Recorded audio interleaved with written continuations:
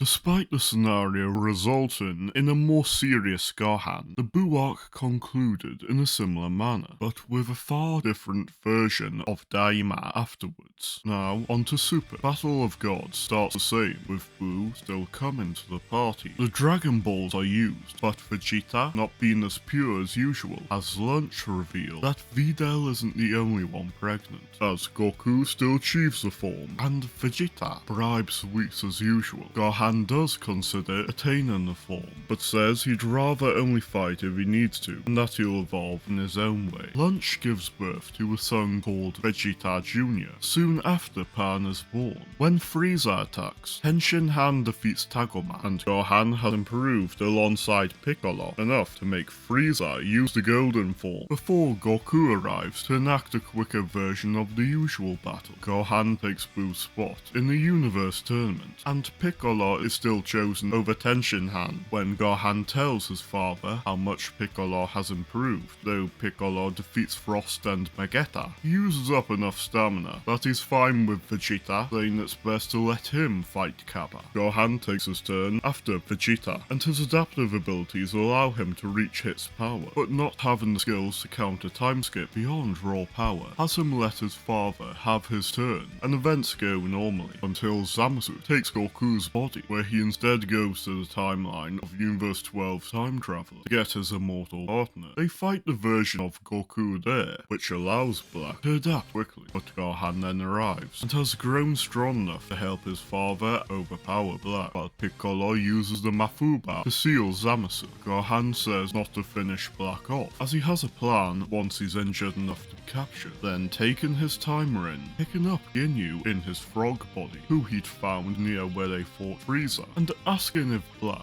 can read out the word change.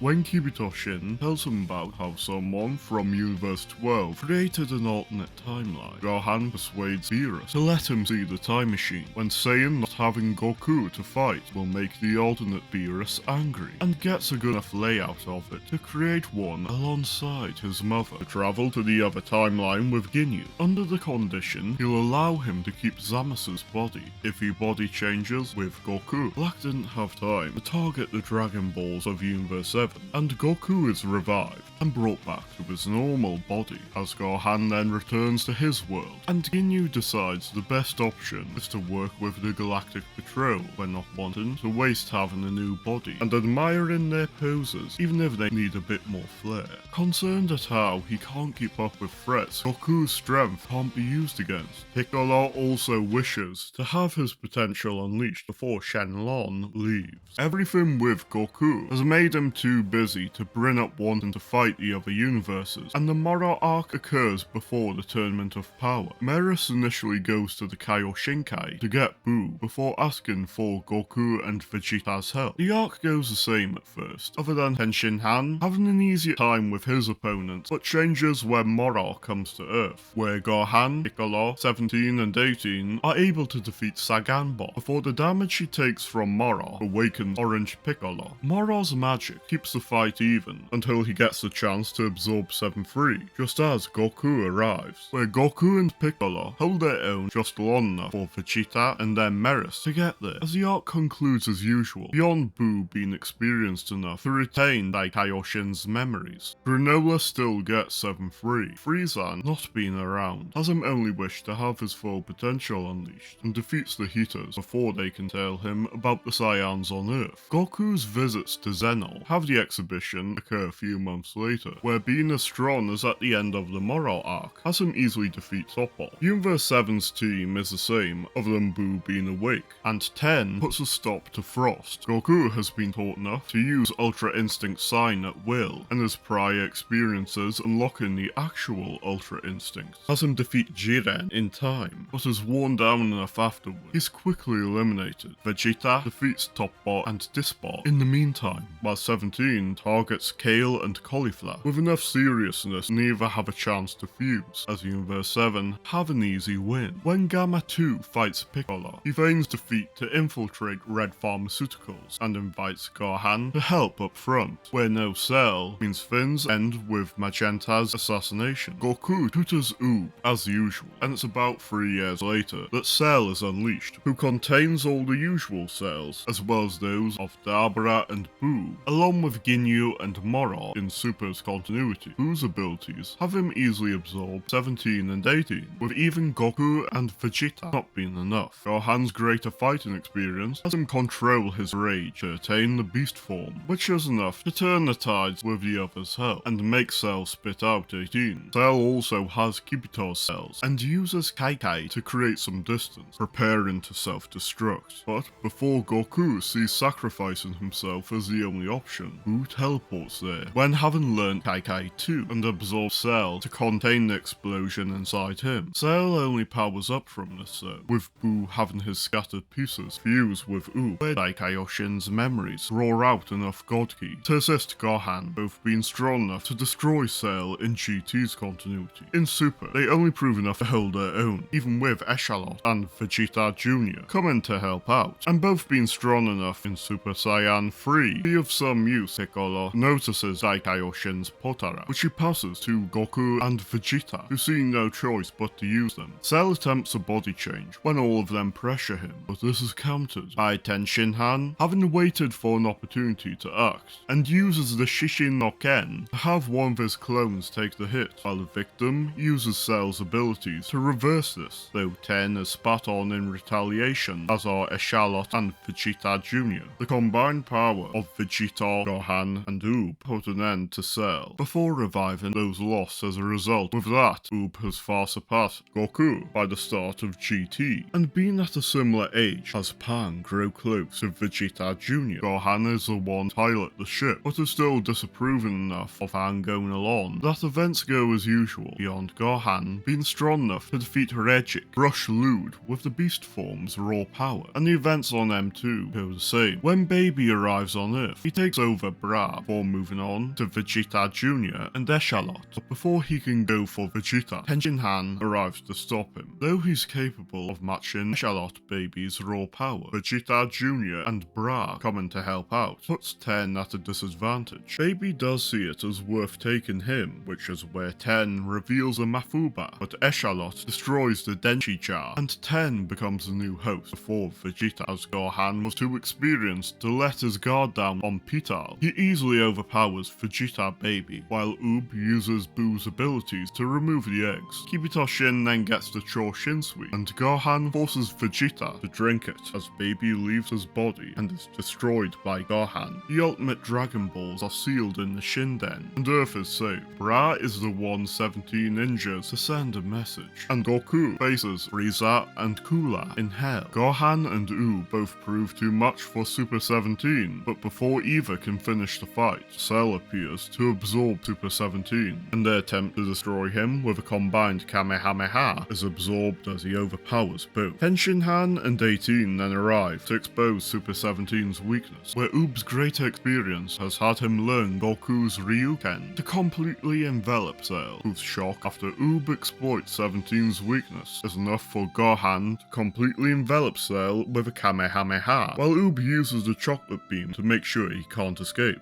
Piccolo then deduces someone with a similar key signature to open a portal to free Goku, and Vegeta has to synchronize with Goku to do so. The evil dragons are then unleashed, and Gohan goes to face them with Oob, Echalot, Vegeta Jr. and Pan, easily defeating all of them. Proud at Gohan and Oob's growth, but disappointed he can't keep up. Goku is told by Raw Daikaioshin how to become a Super Saiyan 4, as he and Vegeta go through the Shugyo to use it at will on the Kaioshinkai. 11 years later, Vegeta senses his life coming to an end and returns there to have a final battle with Goku, while Gohan and Oob make sure Earth remains safe, and Vegeta Jr.'s bond with Pan having deepened ensures the lines of Goku, Vegeta, and Bulma remain united for decades. It's through this scenario that we see how different Gohan would be, which also highlights how how well Chi-Chi's personality can act as a good foil for Goku at times, to prevent Gohan from becoming too overpowered for the plot, and make for greater dynamic than Bulma could provide. Thank you for watching through both parts of this What If. Comment requests, like, share, subscribe, and check out other videos, such as yet another one of Yamcha being rejected early in What If Bulma wished for the perfect boyfriend.